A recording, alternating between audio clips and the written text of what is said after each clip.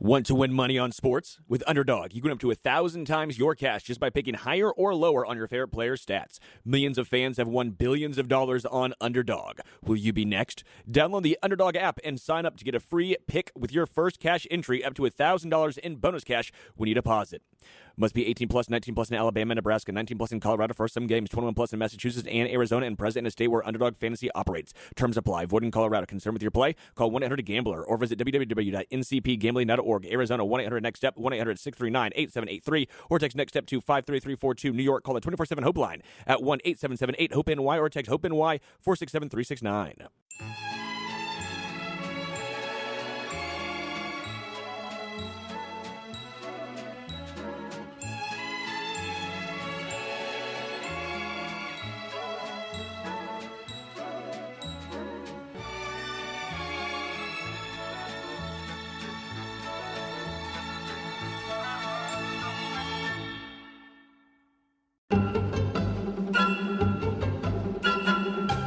Welcome into It's Always Sunny in Chiefs Kingdom. I'm Austin. Find me on Twitter at Real Bird Lawyer, on Blue Sky at Bird Law Expert, and here with me, as always, is my co-host Taylor at Taylor_Wit on Twitter, and Iasik on the Blue Sky. What's going on, buddy? Nothing much. It's the mid-December. It's when all the legends get made in the NFL. So I'm excited. Very exciting times, and very exciting times in our fantasy leagues. Now, I know this has been a tough year for you personally in fantasy, but I hope you can join me in celebrating the accomplishments of all of our beautiful listeners as we roll into round 2 of the playoffs. So let's start off with the redraft league. We had a couple of upsets in our redraft league, 2 very high scoring matchups in the first round. Every team scored over 132, which is really quite high. Even for our league, we have some extra scoring settings in there, but high scoring games. The 5 seed BP Say took out the 4 seed Maverick 15, and he will face the number 1 seed and top scoring juggernaut Roscoe 836. More on Roscoe in a minute. And we had our 6 seed WB Jewel taking out the 3 seed Jake Fisher 4. He will face Chief 270 this week. Now, Roscoe has already locked up promotion to the Dynasty League. He had the highest scoring team in the regular season, and he will have a chance to win the money for the Super Bowl as well. He can't be promoted twice, but we've got 3 teams still in contention for the promotion for the Super Bowl. Pretty excited. Can't wait to replace that shark in the redraft league with me and send him up to the Dynasty League and eat all of you people alive. So that should be fun. Roscoe obviously knows ball. Really excited for how this league has turned out. Special shout out to EA's Golf, who made it apparent that he didn't super agree with the wild card system that we have in place. He thought that, he was the 5th seed if you went by records alone, and that should have gotten him into the playoffs. But clearly, with the 2 wild card teams winning their first matchups, I think this system's been proven out time and time again. This is the way to go in fantasy. You award most people, 4 out of the 6 of them for record, which makes sense. But you've got to give the teams that had bad matchup luck their time to shine. And with both the 5 and 6 winning here, I think we've proven that this is the way to go for fantasy playoffs. Well, and I mean, you just gotta, I know it's tricky sometimes because in Sleeper where we play, we can't set it up to have wildcard teams. So, you look at the standings and there you are on the 5th seed and feel good about yourself. People forget about it for a while, and then the playoffs come around and it's like, oh, no, sorry, you didn't make it. But yeah, no, it's definitely a proven system. It makes a ton of sense. Let's get to the Dynasty League, and let's start with the important stuff. Chief Justino and Mike 57X surviving relegation by winning their toilet bowl matches. And you alluded to it.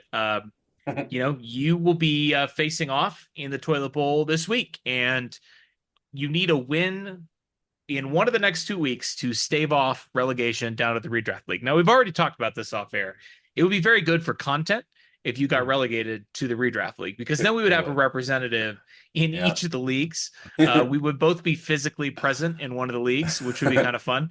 But I hope selfishly that you stay with us in the land of Dynasty for a little while longer. But I do kind of, I'm intrigued by the idea of you just want to blow your team up. Yeah, I sure. do. I do want to blow my team up and start over, because the 2 guys that just came in and just took over the 2 last place teams from 2 years ago, literally split them in half, picked between them, and both made the playoffs. So I want that for me. I've seen, Lord, what you've done for them, and I want you to do that for me. So Let's talk about the winners bracket. The two highest scoring teams in the regular season, DP Owens J and myself, faced off against our two upstart newbies, the recently promoted Z-Man and German Chief. Unfortunately, although those teams both made the playoffs and would have staved off elimination if they could have been eliminated this year. They were actually in their honeymoon phase, their grace period. They couldn't be eliminated and relegated back to the redraft league this year, but they both made the playoffs anyway.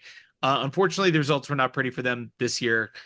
Dennis nearly doubled up Z-Man 165 to 88.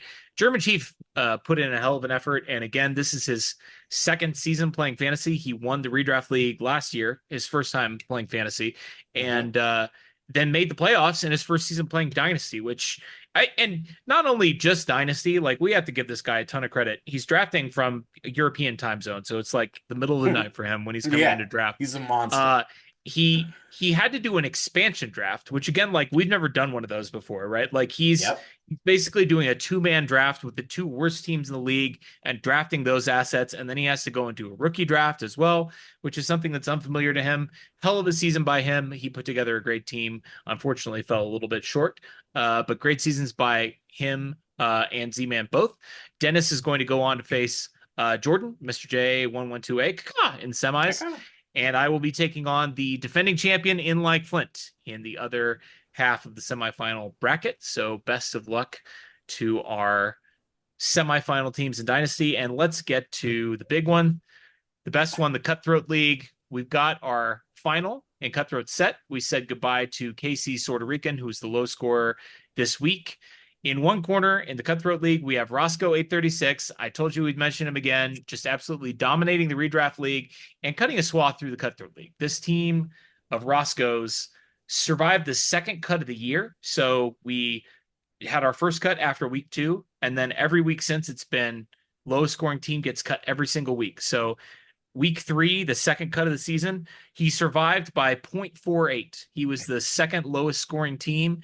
He finished ahead of elimination by less than half a point, and he has not come close to getting eliminated since then. He hasn't even been in the bottom 3 until we got down to 4 teams just a couple of weeks ago. So, I mean, he hasn't even been on the precipice of being eliminated for, the better part of the season, and he's had 4 or 5 first place finishes. Those don't count for anything in Cutthroat. Everybody who doesn't get last advances exactly the same, but still his team's been very impressive. Unfortunately for him, to be the last man standing to claim the winner take all prize for the Cutthroat League, he's going to have to stop a budding, I will say it, Dynasty, because the defending champ is back in the finals. And yes, it is me. I won last year. I'm still alive. I am in the finals again. And let's be honest, I don't want to jinx myself, but my team is incredibly stacked. And if Roscoe beats me, like, we're going to make history one way or the other, because either I'm going to win Cutthroat back to back, which in a 16-team Cutthroat League would be one of the greatest fantasy achievements of all time, or Roscoe is going to beat my team, which is outrageous. And he's going to basically have like a Patriots over Greatest Show on Turf Rams style upset. And that will also be extremely memorable, although it'll be much less fun for me if that happens. So I probably would have gone with the Giants over the Patriots, considering the Patriots, had won some championships and were undefeated and all that stuff. So that now I have a couple thoughts here. Number one, Roscoe very clearly knows ball. And we said this last week. An incredible year by him. Really, really just unbelievable. He actually couldn't get, we mentioned this last week on the show too, he couldn't get the draft to work correctly on our Cutthroat draft. So like he started off, the reason that second cut he was so close was because he struggled, man. He couldn't make things happen. And then through sheer determination and force of will, he made it all the way here to the finals to go up against, you said it, I will pat you on the back here. This run you're on of 29 consecutive weeks of consecutive cuts that you've survived, it's never going to be seen again. Whenever you finally do get cut, and I don't know if it'll be this week, I don't know if it'll be next year, I don't know if you'll ever get cut, but this run is stupid, it's ridiculous, it's so hard to not take a week off for 2 years and to not just have a couple guys fall on their face, one guy, your quarterback gets hurt in the first quarter. There's so many ways that Cutthroat, even if you put a good roster together, can blow up. And you've stuck at it. Now you know, you've had some practice at this, but I have too. And so it's not that practice at Cutthroat means that you're going to be any better at it, but I just think you're built for Cutthroat. I think you Yeah. have a really good idea of How high to not get floor. last. You got Yeah, to go right, from high exactly. floor. You got to just, and that's a credit to you. I also will give you a shout out for, in general, having a much better playoff week, opening week this year than you've ever had, because our personal league, our personal dynasty league, you got your first playoff win Whew. off the schneid there Felt good. after many years of having a really, really good team and then just not getting anything done in the playoffs. And then, of course, last year in dynasty, sorry to bring up, this is the last time I ever did anything good in fantasy football, but I beat Yeah, you in the first round of dynasty, and that you felt did. great for me. And that was another where you were an absolute, same as you are this year in dynasty in our podcast league, but you have a great team, and so I was Yeah. really fortunate to knock you off then. But best of luck to you in both the dynasty and cutthroat finals, and it's going to be a fun coming up 2 or 3 weeks. I love the end of the fantasy year, even when I'm not involved in it. It's a great time. It is going to be a great time, and it's going to be a great time talking about real life football for the rest of the show. I hope you all stuck with us. We gotta celebrate the listeners, and the listener leagues are a great way to do that. It's been a really fun tradition, and we really like. I mean, all these leagues, the little personal tweaks that you and I have put on it, and really got to give you a pat on the back, because even when your teams aren't performing, you as the commissioner of these leagues performing at peak level. I mean, these are just these leagues are the best fantasy leagues that exist in the universe. That is And if correct. that is not an endorsement to get some of you lining up to join the redraft league or the cutthroat league next year, obviously the dynasty league, those teams are going to be fixed, but we'll always have some openings in the redraft league and the cutthroat league. And if you guys want to join those, certainly hop in our DMs and let us know. Just a ton of fun, incredibly well-run, fun leagues. The Cutthroat League with the expansion of the rosters and everything like that, Mhm. all little tweaks that we've thrown in. The wealth redistribution where everybody's the Oh, dead players' fab money goes to the other managers. Every time we expand the rosters, just a great, very well-run league to give and us both. obviously Yeah, relegation and promotion. Those yes, are, of course. I I mean, mean, everything we've done so far has been a and proof banger. of So concept. I mean, the two promoted teams made the playoffs. So that's again, right. it just is we know ball, you know ball, I know ball, and we're going to talk about it in the show. We're going to hit the news. We're going to hit. I can't wait to see what we're doing with the Chiefs system this week, because the Chiefs beat the Browns 21-7, and we're going to do Yeah, I'm not something sure with it. yet.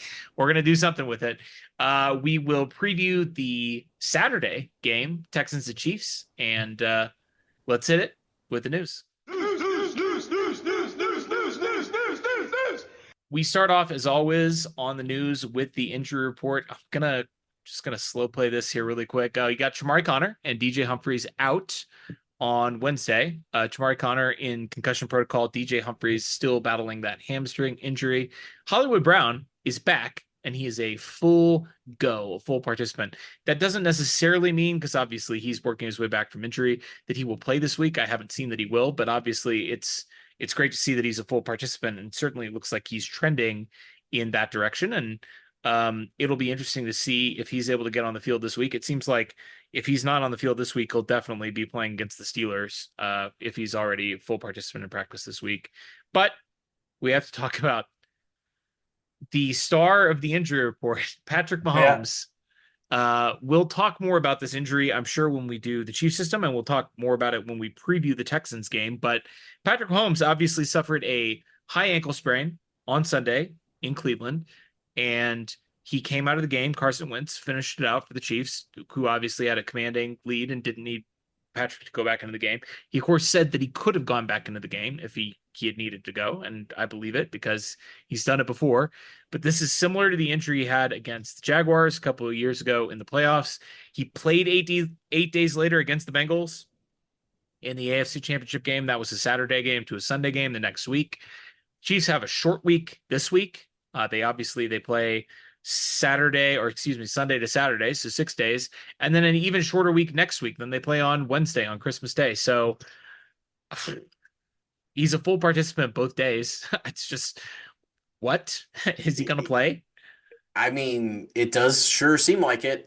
In fact, I mean, I'd be shocked at this point if he doesn't. I can't imagine he's a full participant on Tuesday and Wednesday, and Yeah. then they pull him back and either make him limited or whatever on Thursday, and then he doesn't play on Saturday. Like that's not really how they've really ever treated it. They've always treated him with an abundance of caution. They really have. And if Patrick's been a full participant, the only thing that I don't know if they could be playing a little bit of games, and they could be trying to say, well, he was a full participant, but we had a really light load on Tuesday, or I don't know.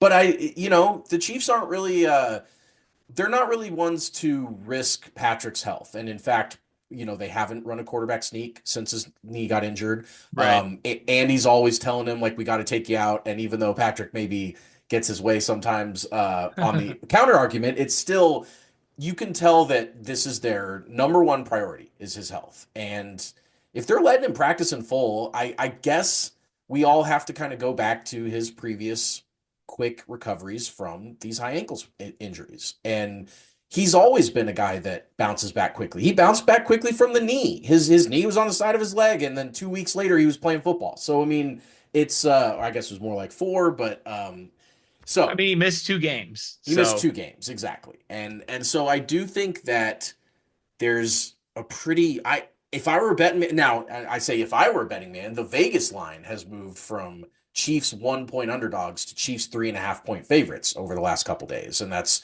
obviously 100% based on Mahomes' health and nothing more. And There's right after the game, I mean, right after the injury on Sunday, I mean, it was like, I think the initial line was again like Chiefs -3 or -4. It went up to Texans +3 or Texans -3, I should say, at some point.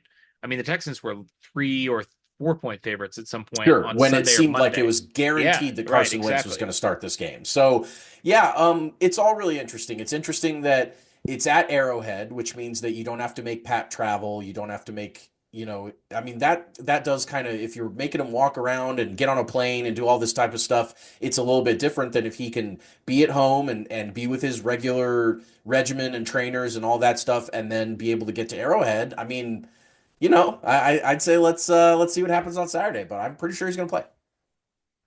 Join over 5 million fans. They're already playing Underdog with their Pick'em game. You could win money by making entries with your favorite players. You could win up to 1,000 times your money. 1,000's pretty good by choosing higher or lower on player stats like passing yards, interceptions, touchdowns. You name the stat, you can pick them. Every dog deserves a second chance, a motto that I certainly appreciate from Underdog. And with Underdog Rescues, you can get your money back and receive a promo if an early injury causes your entry to lose. We all know in football, those injuries are rough. Chiefs fans know that more than anybody.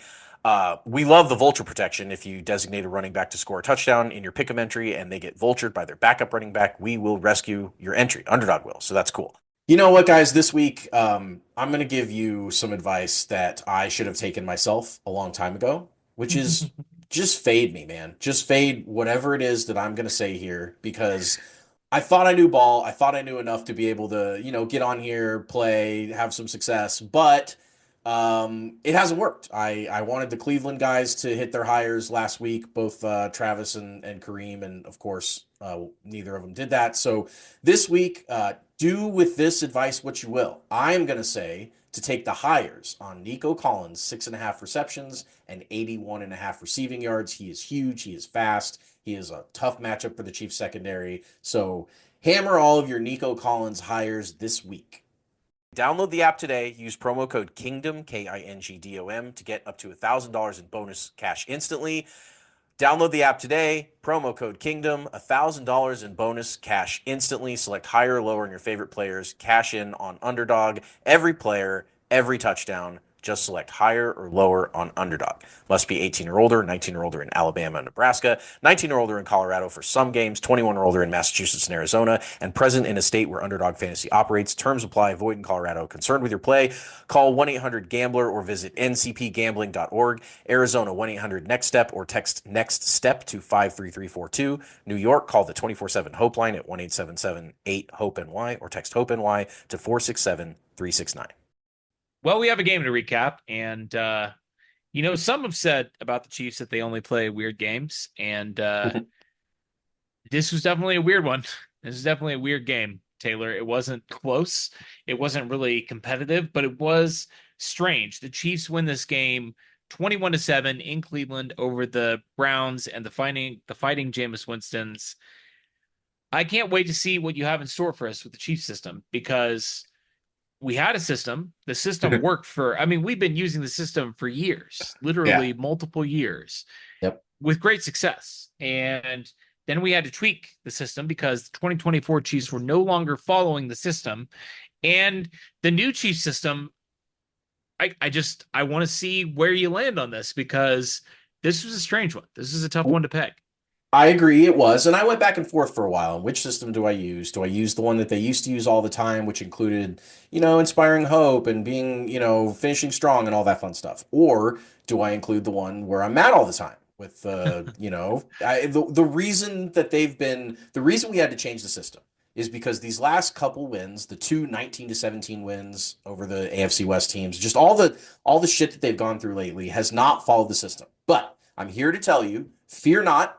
The old system's back. The Chiefs just won by 2 touchdowns. Okay. There's no reason that anyone should be mad about anything. We are going with the OGC, create drama. And of course, that includes Travis Kelce and Kareem Hunt. They are back in Cleveland for this game. The Chiefs barely beat the Chargers on the doink for the division, and they are 12-1 frauds according to all NFL sports pundits. So, there's a lot of drama. There's a lot of drama surrounding the team. They're going for the three-peat. They're going for all that stuff. Every game of the 2024 season can start out with create drama. They are the Chiefs. Like, just that, the existence of the Chiefs is drama. But they compound that to start this game off on offense with a 3-and-out. And so, I'm sitting there thinking, oh boy, I don't know which version of the Chief system I'm going to text Austin. Am I going to say create drama, or am I going to say cool, great? Because this is starting off with a 3-and-out. But Jameis is probably about to light him up, isn't he? There's all kinds of drama in this one. Sure. I mean, this Chiefs defense had not been very good really since, the Denver game. Before the Denver game, and Jalen Watson got hurt in the Denver game, or the week before the Denver game. They really have not been good since then. I mean, the defense has really struggled. The on-off splits after Jalen Watson got hurt in terms of completion percentage are preposterous. Like, it shouldn't even be possible how big of a split it is. And so, yeah, Flamus Winston, man. I mean, this is a guy that a couple of years ago had a 30-30 season. Now, granted, one of those 30s was interceptions, but he's not afraid to throw the ball down the field and give the Browns a little bit of a spark, after their sexual predator of a quarterback went down with a season-ending injury. I mean, look, the guy's got nothing to lose, right? So, yeah. And the Chiefs have everything to lose, by the way. I mean, you sort of alluded to it, but 12-1, but still only 2 games ahead of the Bills, who have the tiebreaker. So essentially a game and a half ahead of the Bills, who had at this point were yet to play. We're yet to play the Lions, but a game we hoped that the Bills would lose, and they ended up not losing. But the Chiefs needed to win this game to stay ahead of the Bills in that race for the number 1 seed and the sole playoff bye. So, check, I'd say drama created. So, of course, got to handle some adversity, right? The Chiefs finally got a takeaway. So, since the 49ers game, I know. Since the 49ers game in week 7, they picked Brock Purdy off 3 times in that game. Here are their takeaways per week since then. 1-0-0, 1-0-1-0. So, is that binary? That is binary. That's basically that old, was that Flight of the Conchords who did the 1-0-0 binary solo? Yeah. That was the binary solo. So 3 takeaways in 7 games, not great. And in fact, that is tied for the lowest number of takeaways in any 7-game stretch where the team won at least 6 of those games in NFL history. And I mean, that's a pace that it's unsustainable. They got to start taking the ball away. Spags said it before the game or after the Chargers game. We've got to start getting takeaways. And so the opening punt after the Chiefs went 3-and-out, James Proche coughs it up on a really nice tackle by Chris Roland Wallace, who's stepped up, of course, with all the injuries in the secondary and had some nice games. And Samaje Perine jumps on the ball, and the Chiefs come away with an early turnover. Jameis hasn't even had a chance to turn it over yet. This was a special teams turnover on the opening possession, and the Chiefs are back in business. This drive is also 3 plays, but instead of it being a 3-and-out punt, It's 3 plays, 21 yards, and a Juju Smith 7-yard crosser touchdown. Sometimes I kind of forget about Juju, and then he pops up for a play or two, and it's like, oh yeah, he can still do cool stuff. Like he's still Juju Smith-Schuster. He might not be as young and explosive as he was in his Steelers days or even his 2022 Chiefs days, but he outran the defense on this one. This was a really nice crosser that would have been a Rashee Rice play, 10 times out of 10 in a alternate universe, but instead it's going to Juju and he's scoring. And it's 7-0 Chiefs. Adversity of the early 3-and-out officially handled. Yeah, it feels great because a 3-and-out feels awful, obviously, and it wasn't even a. I mean, I guess there's no such thing probably as a promising 3-and-out, but it didn't No. didn't look it didn't look good, right? No. And for the Chiefs then to immediately get the ball back is obviously a huge boost, but then for them to punch it in, this is a team that has struggled a little bit in the red zone, and the Chiefs, we should mention, were rolling with a new look offensive line in this game. So, left guard Joe Tooney had kicked out to play left tackle, and they brought in a new left guard to play there, Caliendo to come in and play left guard. And you're going up against Myles Garrett and a really good defensive line. Maybe not a great defense overall, but certainly a really strong defensive line that can rush the quarterback and get after the quarterback. And so, to get the ball right back and then to efficiently score when you get the takeaway, like it's not just about getting turnovers, because turnovers are great, but like a turnover doesn't give you an extra possession, right? And I think that's what I don't know. It's not you're not getting the ball more. You're just getting the ball in better position than you probably were going to get it normally. And obviously, by getting a turnover, you are preventing the other team from possessing and scoring the ball. But you still have to get points for turnovers to actually be valuable, and the Chiefs were able to do that here. So yeah, I'd say that they handled some adversity there for sure. So we're at I, and it's been a while, but we're going to inspire some hope because Ooh, okay, I everybody like needs that. that. So, maybe it's not as inspiring as a typical Chief system I, but the defense at this point is balling out. So I'm going to walk you through the Browns' first 8 drives on offense, and that doesn't include the muff punt before they even got the ball on offense. So their drives went 6 plays and punt, 9 plays, and Brian Cook picks it off in the end zone on a really nice leaping grab when the Browns looked like they were threatening to score. And then 3-and-out, 3-and-out, 4 plays, turnover and downs on 4th and 1. Jameis threw it deep down the left side to double coverage. It was they were kind of in no man's land around midfield after a longer kickoff return, but still 4-and-out. And then to start the second half, 1 play, Nick Bolton picks off a ball that Chubb tips. He ends up picking the ball up off Chubb's hip, basically. Really nice play by Bolton. And then 1 play fumble by Chubb when Leo Chanel did the old peanut punch and punched it out. And then the 8th drive was an 8-play, 44-yard punt that they got knocked out of field goal range or even go for it on 4th down range when Charles Menahu comes around the side, strip sacks Jameis, but the Browns did jump on it, but it knocked him back to 4th and 15 and they had to punt. So those are 8 starts to the game for the Browns that were obviously brutal. I mean, there were turnovers, no points. I know it's the Browns. I know it's Jameis. They're 3-10. But this was a Steve Spagnuolo clinic. This was an absolute taking an offense to the woodshed, an offense that, has done some stuff. I mean, they went out and Jameis threw a bunch of touchdowns last week. He threw a couple touchdowns to the other team, but he at least he knows how to throw the ball. Jameis Winston is not a guy, as you alluded to with the 30-30 season, that's going to not take his chances and not, and the Chiefs absolutely bottled them up. We'll get to the offense, but for right now, for Inspire Hope, Spags and the boys inspired me. They completely held the Browns at arm's length halfway through the third quarter. That's kind of the point in this game where I'm ending the Inspire Hope. Pretty good job by the defense to start this game out. Yeah, I mean, I would say so. I mean, to your point, just in the last 3 games before they played the Chiefs, they scored 24 and a win over the Steelers, who have a really strong defense.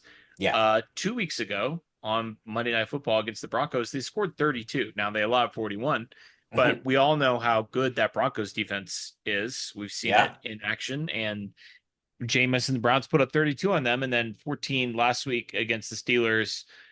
Playing them again inside of 3 weeks is always tough, but this is a team that can can do some damage. In fact, this is the Browns' lowest point total of the season, and or it would be, spoiler alert.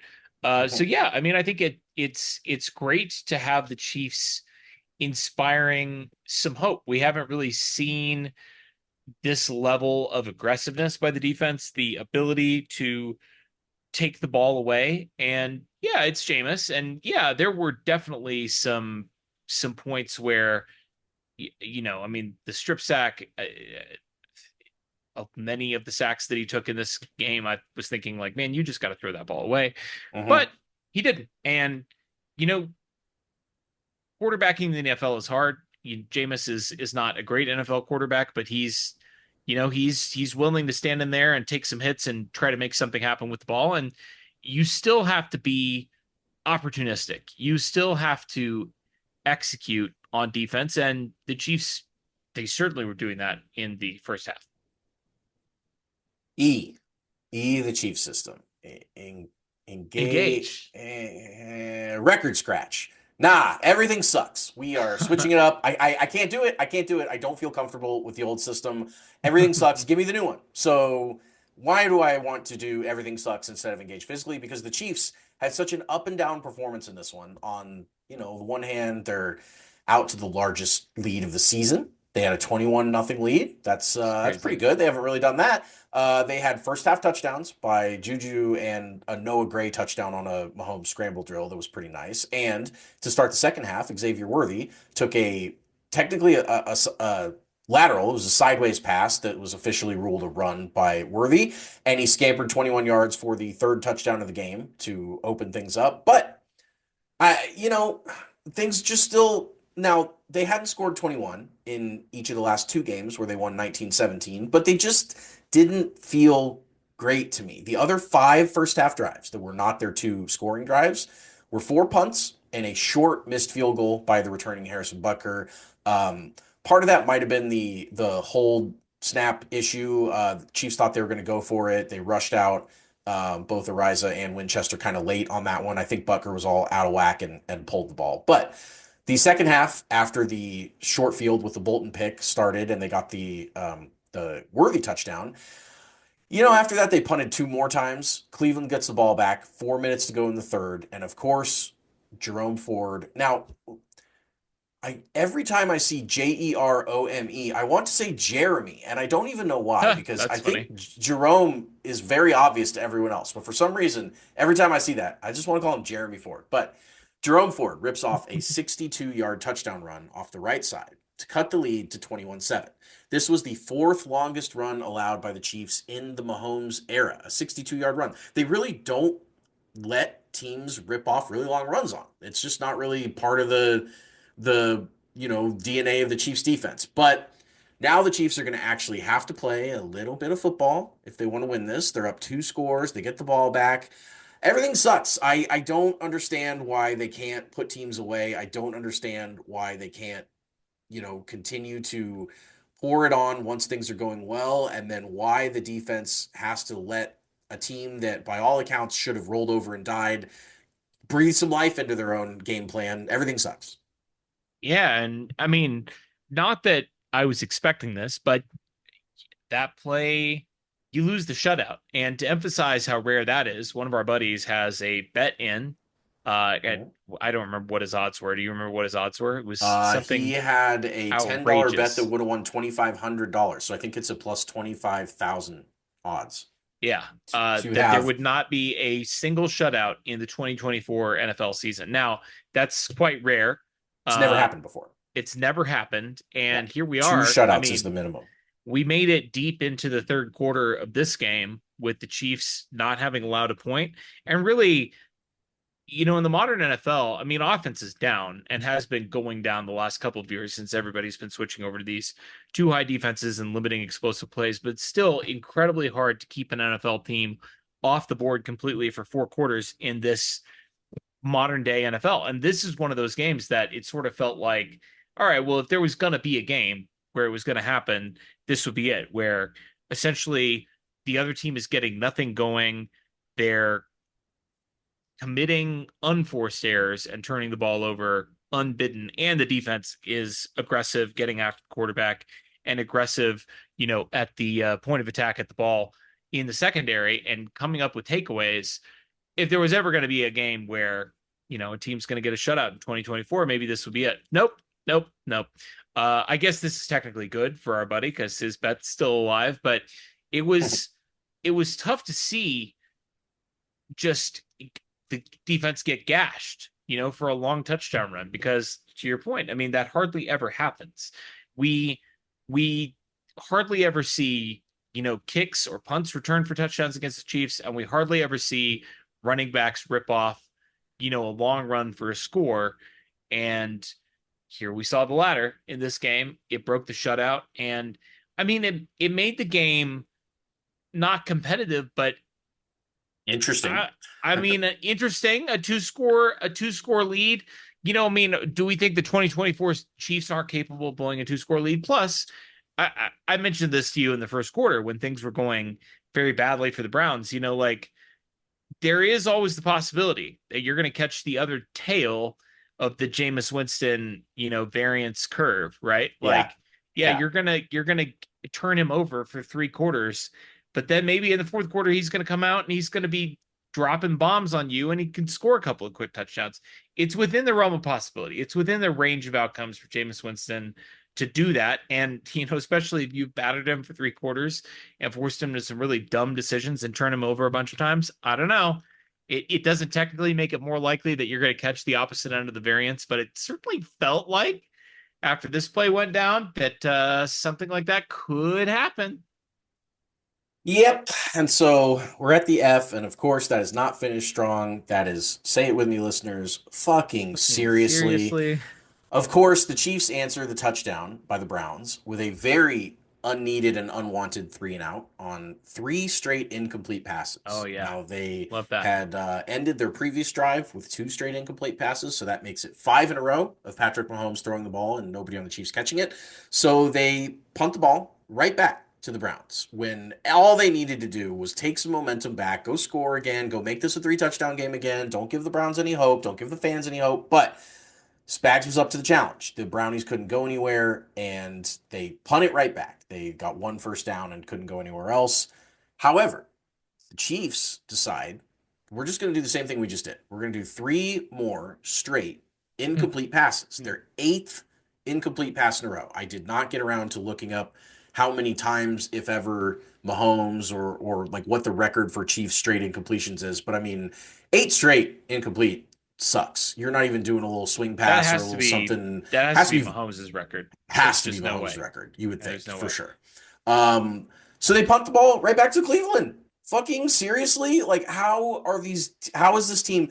What sucks about a 2-score lead, I mean, it doesn't suck as much as a 1-score or something, but, score, stop, score is not that hard to do in the NFL. You score a touchdown, force 1 punt, you score another touchdown, that game's tied. 14 points is not like a 14-point basketball lead where you've really got to chip away and all that. I mean, it's 2 touchdowns. It's quick. So, yeah, I'm pissed off at this point. Fucking seriously.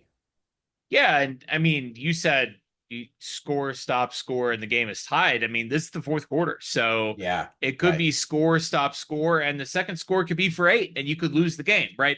It never got to that point, obviously, but the fact that we allowed the game to get to a point where we were thinking like, oh, this is a game that the Chiefs could conceivably lose. I'm not saying that the win probability ever, dipped below 80% or whatever in the fourth quarter of this game. I'm sure it was probably up above 90% the whole time, but it definitely cast that little shadow of a doubt out when the Chiefs just couldn't score on offense. And look, like, the Chiefs were obviously, they've been working through some things. They're working through some things in this game. I mentioned it, a new offensive line combination against a really tough defensive line. They got a slight reprieve, even though, in this part of the game where Myles Garrett was out with an eye injury. And, you take away their best pass rusher, you would have hoped that they could have imposed their will a little bit better. And instead, they're still trying to pass the ball every single time. They're not trying to burn any time off the clock. They're not, and let's be clear, the pass plays are not, the world's greatest pass plays either. No. It wasn't working. It's a tough watch, and I don't know. This is the kind of game where I did not post the meme after this game, right? This is the first time in a while that I've gotten away with not posting the meme, and I didn't have anybody complain about that. But this is the kind of game where if you're not a fan of the Chiefs and you don't watch the Chiefs play every week, and you don't have the history of watching the Chiefs like we do, watching the Chiefs, blow huge leads in the playoffs several times throughout our tenure as fans of this franchise. If you don't have that history, you probably don't understand why the F is for fucking seriously here, because you're thinking, well, Yeah. what's the big deal? You had a 2 touchdown lead at least the entire game, essentially, right? Like once you go up 14-0, you're never any worse than that. You've got a 2-score margin the whole time. Well, okay, I get it. It worked out in the end, but like, you know what else is easy? A score is really easy. You know what else would be easy for any team other than the 2024 Chiefs would be to burn some clock and Put go this team down away. and go down and score some more points. I mean, like even just go down and kick a field goal. Field goal when you're up 2 scores in the fourth quarter is almost always going to end the game. Like if you can push it to a third possession just by getting 3 more points, you're in incredible shape. I mean, like at that point, there's almost literally no way for you to lose because of how little time is left for the other team to come back. The onside kick is not really a viable option anymore. The Chiefs couldn't even do that. They couldn't even get a first down. It's tough. No. It is tough, and I'm gonna backdoor in a second half of fucking seriously because I'm so mad about this still Sure. that I don't even have room for the S yet. So the backdoor second half is the Mahomes injury. At that point, the Chiefs punted. Jameis threw another pick. This time it was Trent McDuffie getting his first one of his career, which was really nice in the end zone. Looked up at the scoreboard, saw that Jameis had just kind of thrown one up there, and decided to turn around and get his first pick. So congratulations to Trent McDuffie. But then the Chiefs get the ball back. They burn 5 minutes of clock. They do what they're supposed to do. They take it down from 13 minutes to 8 minutes. But then they're faced with a 4th and 3 from the Cleveland 39. Nothing had really worked. They've been struggling to kind of do anything in the second half. And Mahomes steps up in the pocket to try and make a play happen on 4th down, and he can't. And he gets kind of rolled up on. I'm sure most or not all of you, if not all of you, have seen it, but hit high, hit low, comes up limping, more than limping, has to be carried off the field. We've seen this way too many times for any of us to be comfortable with. But, of course, before the Chiefs go play Houston and Pittsburgh in a 3-game in 11-day gauntlet, an absolute, I mean, physically the hardest stretch of the season by a mile. There's no way you can go play a 6-game or a 6-day game and then a 4-day game and not feel it. And of course he gets hurt right before in a 21-7 fourth quarter. Shouldn't even have been a game. Carson Wentz should have probably been in because the Chiefs were blowing them out. Not to say that the Chiefs made a mistake by not putting him in at up until this point, but like this game shouldn't have been a game. And instead, the Chiefs fucked around and it was a game. And because of that, Mahomes gets hurt. We'll see how it impacts him, if anything, because maybe it won't, because we've seen that before. But yes, double fucking seriously on this one, because now we've got the best player on the planet hurt. It's tough, but there is a final letter, and in some ways, the most important letter of all. Yeah, still won. Nothing much to say here. Mahomes out, Wentz in, nobody scored, Chiefs win. It's yeah, the Browns couldn't do it. They went 5 plays and 5 yards and had a 4th and 16 where they had to punt, and then the last drive of the game, Dorian Thompson-Robinson replaced Jameis Winston and couldn't get it going and threw a final deep Jaden Hicks interception to end the game. It's 21-7. It's about the worst 2-touchdown win that I can remember in at least in the Mahomes era. I mean, there was just a lot that went wrong for a game that, I mean, fortunately it was a 6-turnover game by the defense. That was fantastic, but yeah, still win. Chiefs still win somehow, 13-1. Yeah, and Jameis, and I guess with an assist from DTR, joins the annals of, you remember, I'm sure, the hallowed Ryan Fitzpatrick game Mhm. in I think 2016 where he had 7 turnovers against the Chiefs. And Mhm. it's kind of like I was thinking about that game today. Like that obviously was the Alex Smith Chiefs. And that was another game where, despite winning the turnover battle by literally 6+ turnovers, that was a game that the Chiefs, they put up something in the 20s. I don't have the score in front of me, that Fitzpatrick game, and they won by, two two scores or barely 24-3. 3 scores. It's Yeah, 24-3. 24-3. So they win by a slightly wider margin in that game. That's the Alex Smith Chiefs, right? Like that's that's the kind of performance that this felt like. You get a dominant effort by the defense that gives up one big play and one touchdown, but other than that is not only dominating the opposing offense but taking the ball away at a hugely significant rate. And yet, at the end of the day, the score is not nearly as one-sided as it should have been, but still won.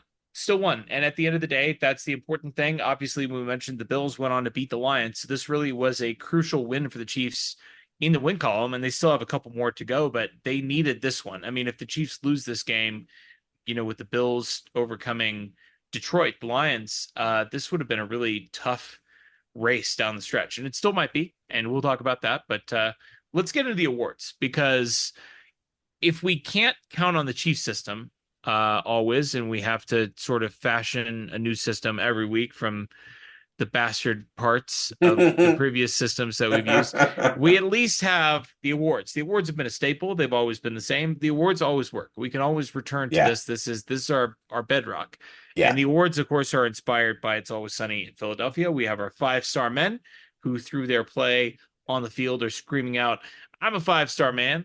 We have our trash men who are eating garbage all over the field. And we have our wild cards who are capable of anything. I will kick us off with a 5-star man. And this was an easy call for me. Sometimes we don't think about the awards while the game, or I guess I shouldn't speak for you. I don't think about the awards while the game is going on. Sometimes I don't Yeah. think about the awards until I'm prepping the podcast on, Wednesday afternoon. This was one where I literally tweeted out 5 stars for Trent McDuffie during the game because it just was so overwhelming. Not only the first interception of his NFL career, and you mentioned to get that interception, looking up at the Jumbotron to see where the ball was and getting in position, just that really quick glance back to give him the information he needed about where to go and where to pick up the ball. Not only the first interception of his NFL career, which for a former All Pro is an astounding situation that he hadn't picked a ball off earlier in this. He also had just an absolutely disgusting tackle of Jerome Ford in this game for a 6-yard Yeah. loss on Yeah. 2nd and 5. I mean, to hit a guy 6 yards deep in the backfield, part of that, part of that's bad offensive play design to even have a guy getting the ball 6 yards back in the line of scrimmage. But they just swung it out to him, and McDuffie read it. I mean, like, getting a play for a 6-yard loss where the runner doesn't take a step backwards, right? It's not like he Yes. got the ball and went backwards. For a guy to Yeah, it get the wasn't a jet ball sweep. and Yeah. get stopped for a 6-yard loss, it's almost impossible if you think about Hmm. it. Like, you Hmm. almost never see somebody get stuffed 6 yards behind the line of scrimmage unless they went backwards and got tackled. And Yep. Jerome Ford didn't go backwards. He just got the ball, and McDuffie was instantly on him and just put him in the dirt. I mean, a hugely impressive play for him. And, I mean, get yourself a cornerback that can do both, right? Like, I get this was his first interception, but Correct. still, it's proof of concept. And we know how good McDuffie can be in coverage, but he's also just, especially for his size, he's just so physical, and he just plays so quick. I mean, to get downhill that fast, again, like you just never see a 6-yard tackle for loss on a play where the guy gets hit the second he gets the ball. It's amazing. 5 stars. He was awesome. Definitely a big, big contributor to this win. I was looking at some of his running mates on the defensive side of the ball for my 5-star.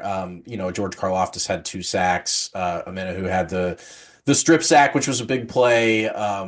Tranquil and Bolton split one. Wharton had a sack. And then, of course, all the takeaways that we talked about with just the Hicks, Brian Cook, Nick Bolton, Trent McDuffie, all with the picks. Instead, I'm going to go with the guy that's in charge of all of them. Of course, that's Steve Spagnuolo as my five-star man. He put together a masterful game plan.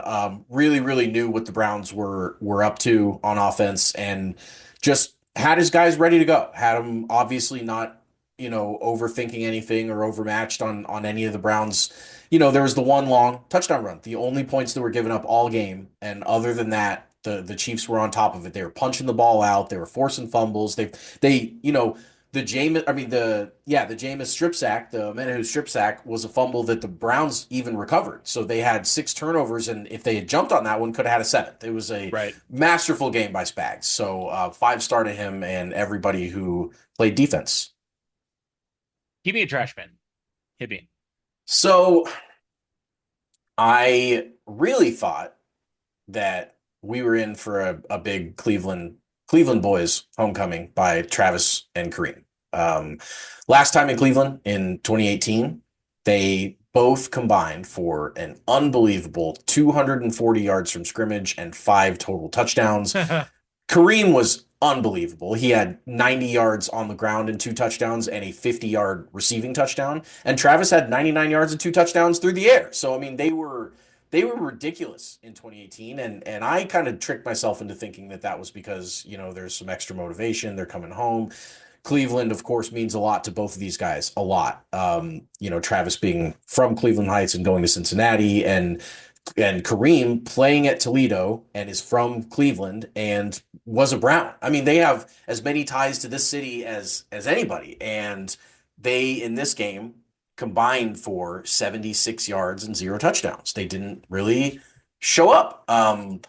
They're both much older. They're both 6 years older than that last game I referenced with the 240 yards and 5 touchdowns. So I understand that.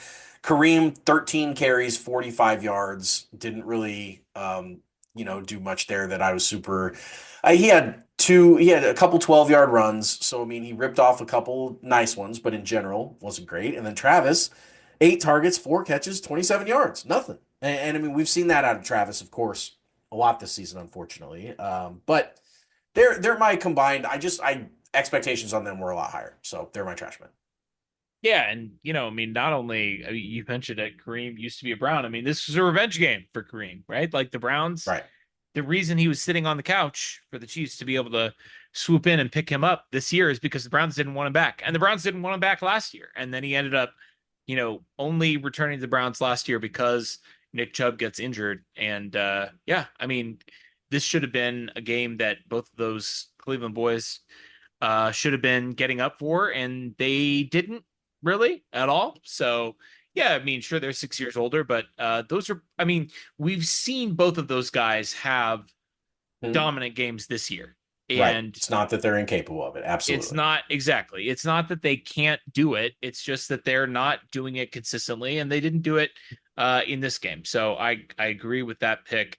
I'm taking Patrick Mahomes, and this is a rare trash man for him. Not as rare as it used to be, unfortunately. Over the last 2 seasons, we've had a few appearances from Patrick in this section of the awards, but even accounting for the fact that his receivers were bad in this game, they had 6 drops.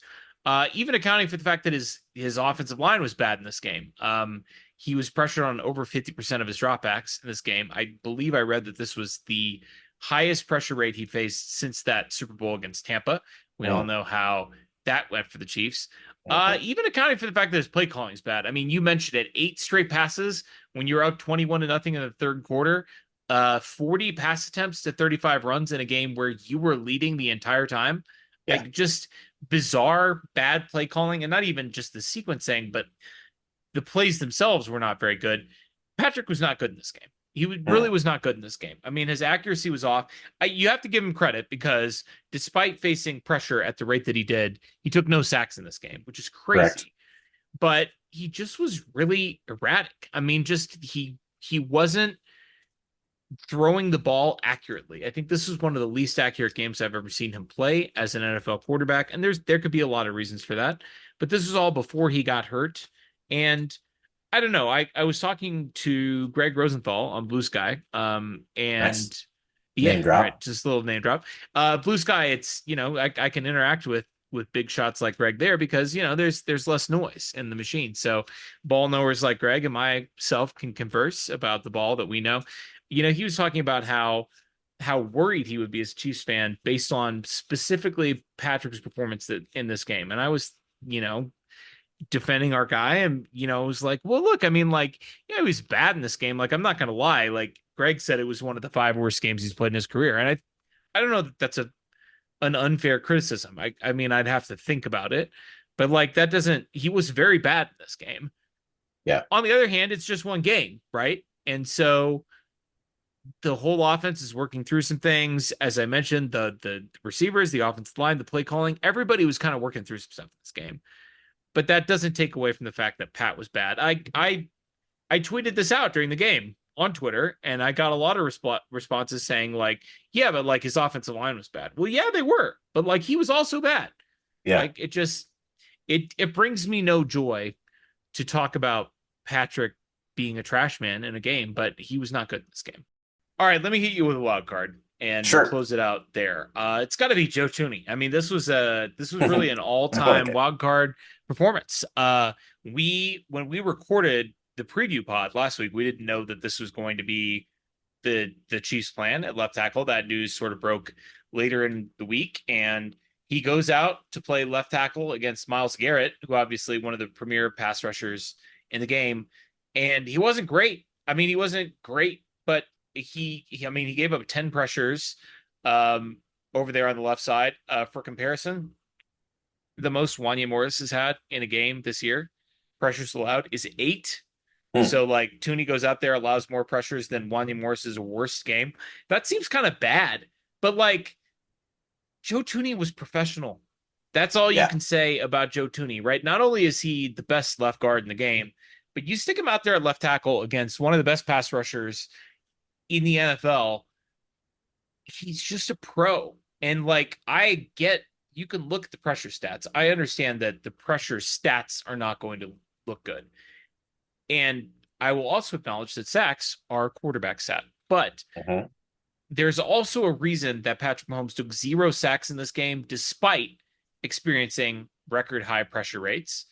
And I think it's just the nature of who Joe Tooney is as a player. Like, okay, Joe Tooney might lose most of his reps against Myles Garrett as the left tackle. Okay. But when Joe Tooney loses a rep, there's a fight. He loses slow. He gives the quarterback a chance.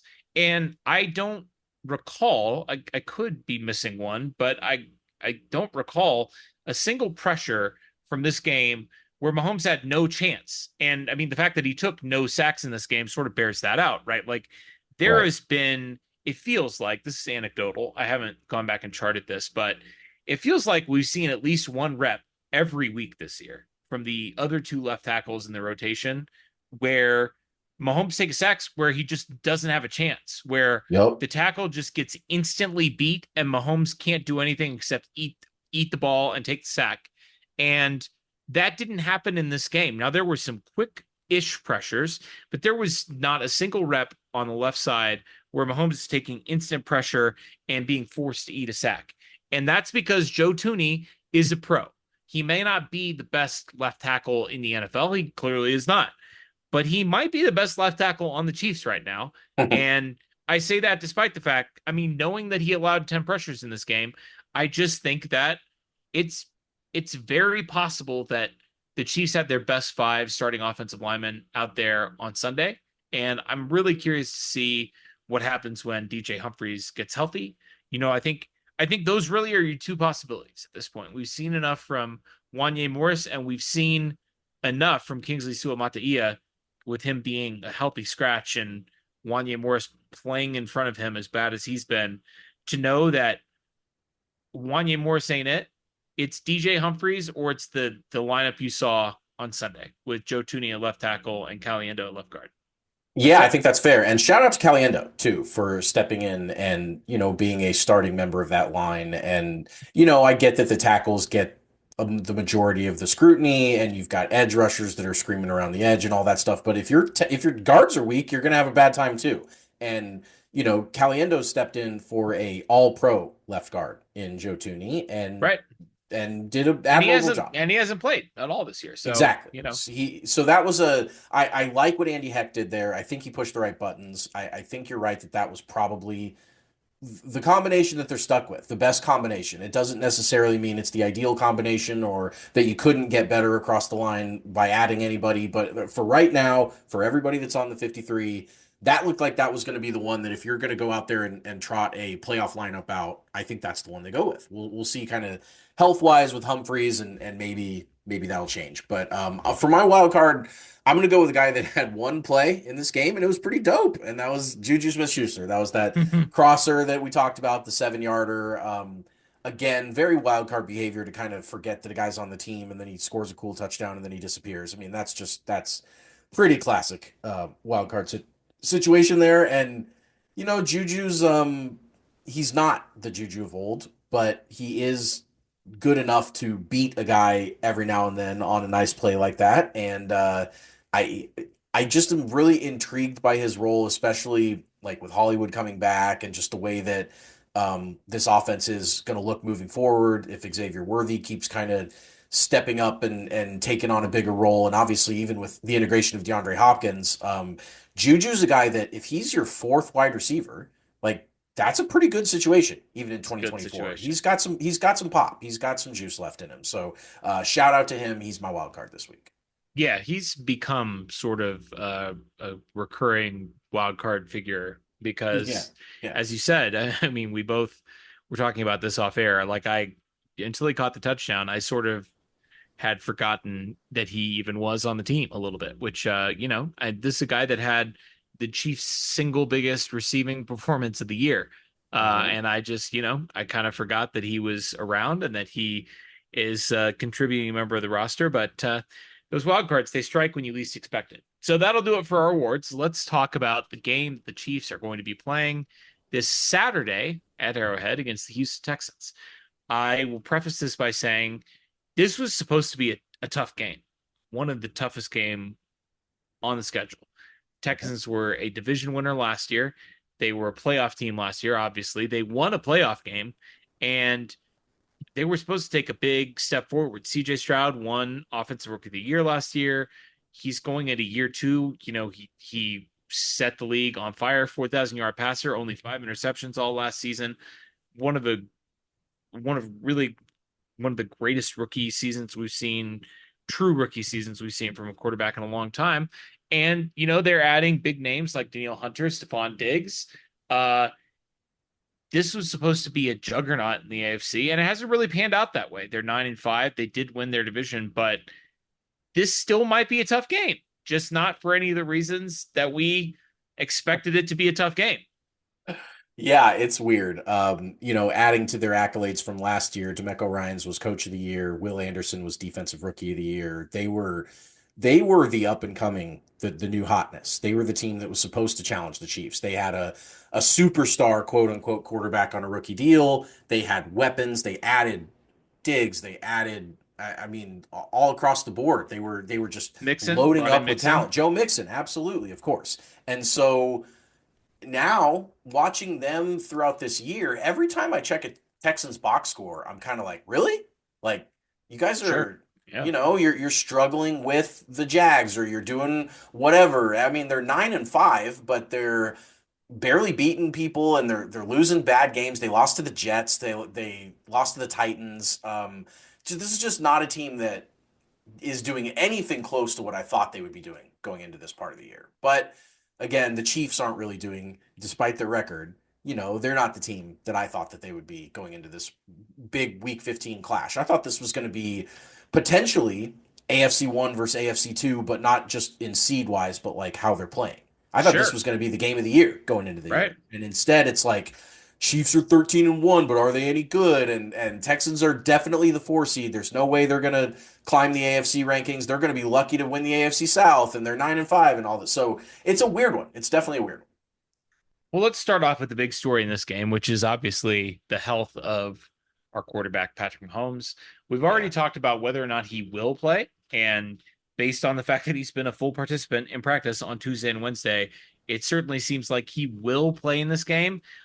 I guess what I want to discuss at this stage, now that we're previewing the game, is whether or not he should play. Uh, there's obviously a lot that goes into this because the Chiefs have to win 2 of their last 3 games. They have this game against the Texans at home, and then they have 2 on the road to end the year. All 3 of these games are against playoff teams. You have the AFC South winner, the current AFC North leader in the Pittsburgh Steelers, who you're playing in Pittsburgh on Christmas. And then you have, in the last game of the year, at Denver, the 9-5 Broncos, who are now at this point a virtual lock to make the playoffs. So you've got to beat 2 out of 3 playoff teams in your last 3 games. Mahomes just suffered a high ankle sprain on Sunday. You've got, I mean, honestly, kind of feels like the Texans might be the best, the easiest game of the 3. It's the only one you have at home. You know, this is the team with tied for the Broncos with the worst record. But if you looked at the balance of their wins, I mean, the Broncos haven't beaten anybody good either. But the Broncos have had some more dominant wins, certainly, than the Texans have had. And, you know, Mile High in January is a significant advantage that the Texans obviously will be coming to Arrowhead. So I think you could make the argument that this is the easiest game potentially for the Chiefs to win with their backup quarterback. So I don't know. Should he be playing on Saturday? I think it's an easy argument to make. These 3 teams, you know, on the road at Pittsburgh with their defense and the way everything's playing. I know they might not have TJ Watt in that one, but they still have a nasty defense. And then, not to mention, just Denver's familiarity with the Chiefs. They're right. You know, they beat them badly last year, 2 games ago, and then this year should have beaten them at Arrowhead. Absolutely should have. If they had been able to execute a 35-yard kick, we're talking about a 2-game losing streak against the Broncos. I mean, it's a no-brainer to me that if you're talking about just taking one of these 3 games off. Now, of course, the Chiefs don't have the luxury of knowing everything else that's going to happen. And, you know, except that the Bills are definitely going to win their last 3 games. The Bills are definitely going to win. They've got Patriots, Jets, Patriots. It's unbelievable that the Bills could play the easiest 3 games remaining and the Chiefs could play 3 playoff teams. But, of course, that's life in 2024 for Chiefs fans. But, you know, you look at a home game against a team that I just was talking about with Houston, how they've certainly taken a step, you know, worst case scenario sideways, but pretty much backwards compared to what we expected out of last year when they were a playoff team and they beat the tar out of the Browns in the wild card round of the playoffs last year. They put up 50 whatever on them. And then, you know, they were game at Baltimore, eventually lost that game. Sure, that was a tie game at halftime. It was, exactly. So, yes, all this is to say, if the Chiefs were to pick one of these 3 games and say which one is the most likely for Carson Wentz to play and for the Chiefs to have a chance to win, I think it's no-brainer that it's this one. Now, the only hard part about that is if everyone else keeps winning and if the Chiefs drop this one, they have to win their next 2. They have to win Pittsburgh. Right. They have to win Denver. And so, you know, you might want Mahomes on a gimpy ankle if you think Mahomes is the difference between a win and a loss this week, which I don't know if the Chiefs think that, but if they think, man, you know, Carson, we've seen him practice every week and like he can run the plays, but he's not accurate and he's whatever. If they have a poor assessment of Carson Wentz and they think, yeah, I know Mahomes is hurt, but like he won a Super Bowl like this, like he's not that hurt. He participated fully in practice this week. I think he gives us the best chance to win. Then I think he should play. It's hard. It's really hard. I'm really glad I don't have to make this decision. I think he's gonna play, and so if he is gonna play, it's kind of irrelevant whether he should or not to me. Yeah, no, that's fair. This might be our only opportunity. Hopefully, it is our only opportunity to talk about this. So I want to bring this motion to order right now. We got to see a little bit of Carson Wentz on Sunday after Mahomes left the game, and he, you know, completed a couple of passes and had some good zip on the ball. Let's suppose, hypothetically, because this does seem increasingly like a hypothetical, that Carson Wentz was going to play on Saturday. how would you feel about the Chiefs' chances with Carson Wentz out there? I mean, like Carson Wentz is starting for the Chiefs on Saturday. What does that look like? What would you expect from that? So the last point I just made about depending on what the Chiefs feel about Carson Wentz, basically whatever decision the Chiefs make here is going to make me feel better because if they're going to start Patrick, they obviously don't think that it's a big enough deal that they're risking, long-term injury. And then if they're going to start Carson Wentz on Saturday, the reverse of that, that means they believe in it. That means that they've seen him practice and they thought, you know what, Patrick, I know you participated in practice, but you go ahead and take this week off. Carson's gotcha. He can go run it. And if that's the case, if I'm waking up Saturday morning and Rap Sheet's tweeting out like, surprise, the Chiefs are starting Carson Wentz today, like I'm going to be low-key excited. Like not thrilled, but like I want Sure. to see what Carson Wentz I want to see what he looks like. I want to see what they have. I want to see if they could maybe have a nice game out of him and flip him in the offseason for a little pick or do some type of I mean, it's interesting. It's interesting to see another quarterback run this team. I was always kind of morbidly interested in the Matt Moore, Chad Henne experience, just to see like what does it look like when you pluck the best player on the planet off of this team and you plug in just a regular guy. Like, is it going to be what kind of crisis would we face if Carson Wentz lights him up? What if Carson Sure. Wentz goes Yeah. out there and throws for 300 yards and 4 touchdowns? Sure. Sure. How would you react to that? I don't know. It would be really tough because I mean to answer this question, we saw him in a very limited, a very small sample on Sunday. Obviously, he just came Yeah, in for one drive, but he comes in, he's immediately facing 1st and 15 because Trey Smith false starts in the first play. classic. And he scrambles for 2 yards on his first snap that counts. So he's at 2nd and 13. He's way behind the sticks. And then he makes a nice little pass to DeAndre Hopkins, who Pat could not get involved at all in any meaningful way on Sunday. And then on 3rd and 5, a really nice pass to Xavier Worthy for 12 yards and a first down. So, I mean, he comes into the game cold. He hasn't taken a single regular season snap basically all year and is able to come in and pick up a key first down to extend the drive and burn some clock. And I Right. thought he looked good. And I think, you know, to echo your morbid fascination with the Chiefs backup quarterback situation, it's so interesting to me that the 5 or 6 dropbacks where Carson Wentz is in the game, the Chiefs did call those plays differently, and they're running more quick game stuff where it's like, all right, we know we can't protect Carson Wentz for 5 seconds because we know he's not as mobile and he's going to get sacked if he's back there for 5 seconds. So we're going to call slants and we're going to get Nook Hopkins and Xavier Worthy open quickly in the middle of the field and let him just get rid of the ball fast. Why don't you do that with Patrick Mahomes? Like what? Yeah, I mean, it like, works, Andy. yeah, yeah. Hey, or Matt Nagy, whoever's calling the plays, whoever's designing these plays, like, yeah, I know. I mean, but the point is, it would have been interesting. It would be interesting to see a full game of Carson Wentz because I don't know if I don't know. I mean, like Mahomes could do all of those things that he could do all the things that Carson Wentz can do, but better, Of obviously. course, Like of course. there's nothing that Carson Wentz does that Patrick Mahomes doesn't do better. And that's true probably even if Mahomes is at like 50% on the ankle, Right. at this stage of their respective careers, right? And even understanding Mahomes is in the midst of another down season for him. But that all being true and that being the case, the Chiefs would call the game differently if Carson Wentz was the starting quarterback. And I would have been interested to see that happen just to see kind of how the game materialized. Now, this works to the Chiefs' advantage, I guess, because, if they have this really nice quick game schemed up, break glass in case of emergency for Carson Wentz, they can't just break that glass for Patrick Mahomes in the playoffs. All right. Like it could be that they come out in their first playoff game and everything is, it's like, Easy. it's just like 30 slants in a row. Uh-huh. It's like Rasheed Rice never got hurt. And Yeah. they're just running a Nook Hopkins on a slant, like literally 30 Spamming it times like a a game. Madden Right. player. Exactly. Yeah. Right. And maybe they will do that. And maybe now they don't have to put that on tape for other teams because Carson Wentz doesn't have to start this game on on Saturday. But yeah, it would have been interesting.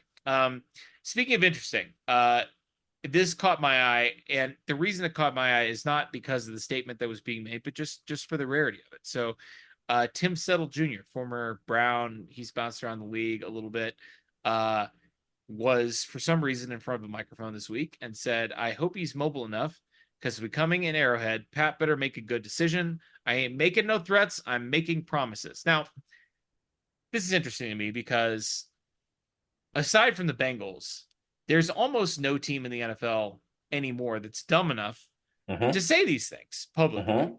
You know, like you're talking about the 2-time MVP, the 3-time Super Bowl champion, the 3-time Super Bowl MVP, who has beaten your team a number of times. Now, Tim Settle wasn't a part of it, but this was the same franchise that had a 24-0 lead in the I mean, he's divisional beaten Tim round. Settle, whatever Right, team exactly, he's been on. right, I mean, exactly. He's definitely beaten Tim Settle before. And probably more than once. Who could possibly know the answer to that question? There's no way that we could possibly know that information. But the fact of the matter is, if it were me and I were, a defensive player for the Houston Texans, I wouldn't acknowledge the fact that Mahomes is having, for him, a subpar year. I wouldn't acknowledge the fact that the Chiefs' offense is not as explosive and dynamic as it used to be. I would do the Andy Reid and I would say, we're excited for the challenge. This is a 3-time Super Bowl champion. We're excited for the challenge of playing Patrick Mahomes and the Kansas City Chiefs. We're excited for the opportunity to play in front of a great crowd in Arrowhead Stadium, one of the great venues in the NFL. Instead, I mean, like, maybe this will work out. Maybe it'll work out. And maybe that's why he's taking the risk, right? He sees that Mahomes and the Chiefs are having a little bit of a down year. He's thinking like, we're going to get this cool regular season win at Arrowhead. And then I'm going to be able to say, to my grandkids, like, I talk my shit. And then I backed it up against the best player that anybody has ever seen. But I just don't, the risk reward here seems really off. You know why Tim Settle hates the Chiefs? No, I don't actually. He was a Buffalo Bill in 22 and 23. Okay. Yeah. So of course he's like all butthurt about playing the Chiefs. And he knows as well as anybody that he can go into Arrowhead in the regular season and beat the Chiefs. They did that twice in 22 and 23 with the Bills. I mean, it doesn't matter in the grand scheme of things, but he knows what he's getting into here. What I find equally interesting about talking trash about the Chiefs is that we really don't hear any NFL teams talk trash about any other NFL teams very often. I mean, I know.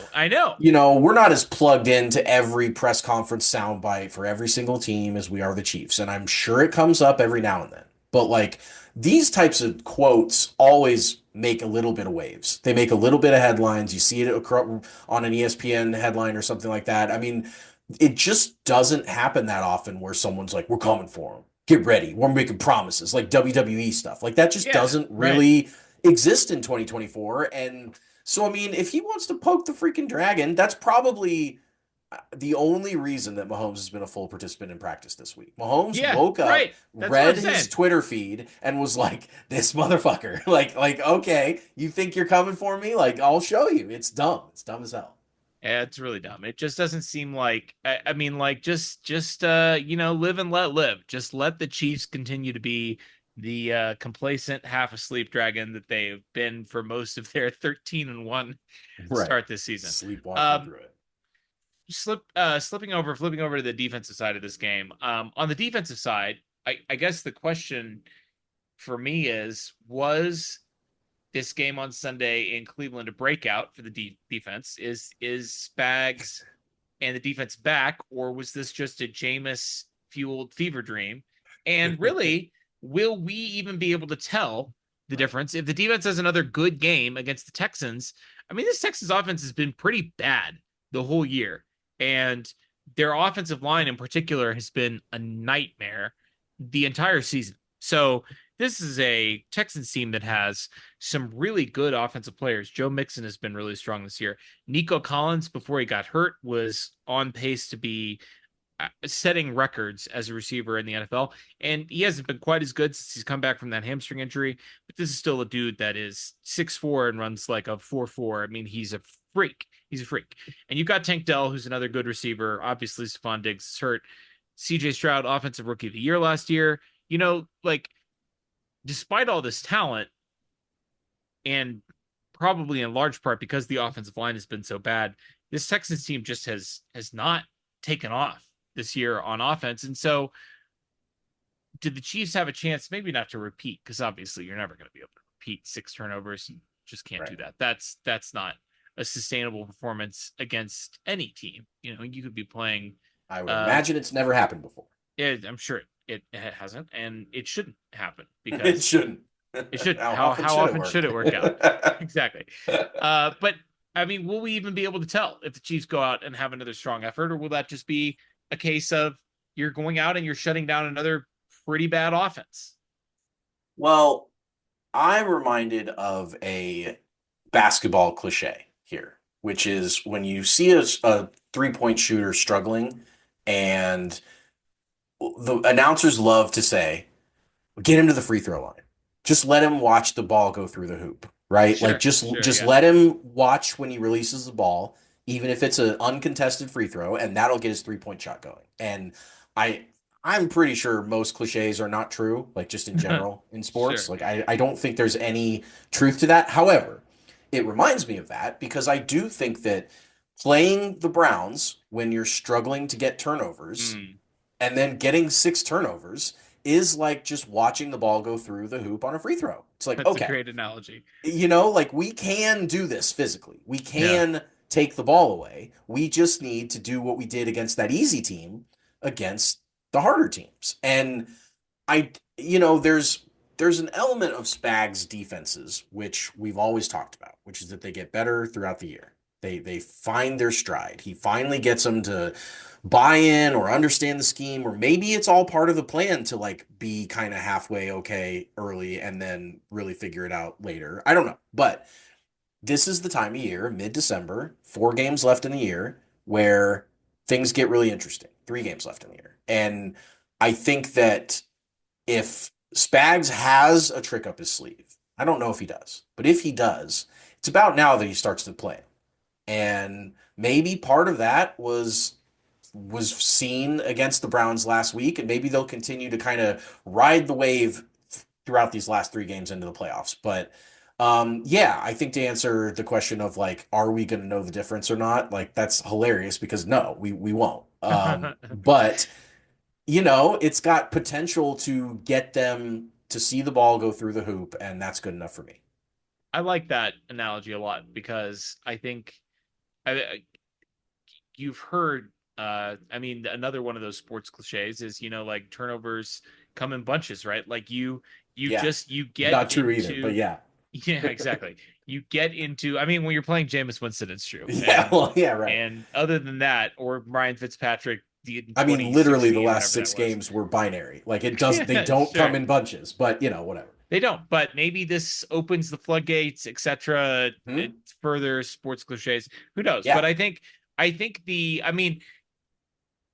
you mentioned it when you were talking about when we were doing the Chief system. I mean, Spags was talking about it this week, like just the need to get turnovers to prove to the guys that you can get turnovers, right? Like that you can do it. And I think like that's pretty applicable to anything in life, right? Like I've been, like as our listeners know, I'm a lawyer, and I have been a prosecutor for a long time. And like, I've been very fortunate and also very skilled at my job to like suffer very few defeats.